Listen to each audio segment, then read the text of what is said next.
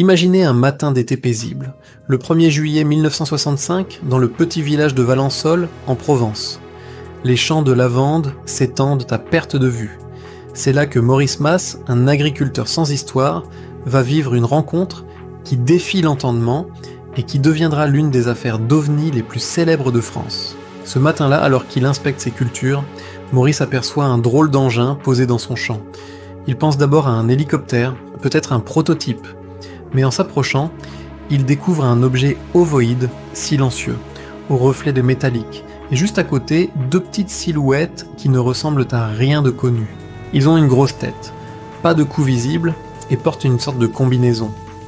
Avant qu'il n'ait le temps d'esquisser le moindre geste, l'un des êtres pointe un petit tube dans sa direction. Un rayon lumineux en jaillit et le frappe. Instantanément, Maurice Mas est paralysé. Il ne peut plus bouger, plus crier, mais il reste parfaitement conscient, témoin impuissant de la scène. Les deux créatures l'observent un instant, communiquent entre elles avec des sons gutturaux, puis remontent tranquillement dans leur engin. L'objet s'élève alors verticalement, sans un bruit, et disparaît dans le ciel à une vitesse fulgurante. Une fois la paralysie dissipée, Maurice, profondément choqué, rentre chez lui. Il raconte son histoire, mais ce n'est que le début. Dans les jours qui suivent, il souffre d'une fatigue extrême et dort près de 15 heures par jour. Les médecins sont perplexes. Sur les lieux, les gendarmes constatent une trace circulaire bien nette dans le champ. Le sol y est comme vitrifié. Et pendant près de 10 ans, plus rien ne poussera à cet endroit. L'affaire fait grand bruit. Des scientifiques, des journalistes et les premiers ufologues français se pressent à Valençol. Le témoignage de Maurice Mas est jugé crédible. Il est constant, détaillé, et l'homme n'a rien à gagner à inventer une telle histoire.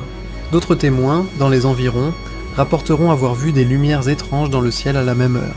Alors, que s'est-il réellement passé ce matin de juillet 1965 ? Hallucination collective ? Canular extrêmement bien monté ? Ou une véritable rencontre du troisième type ?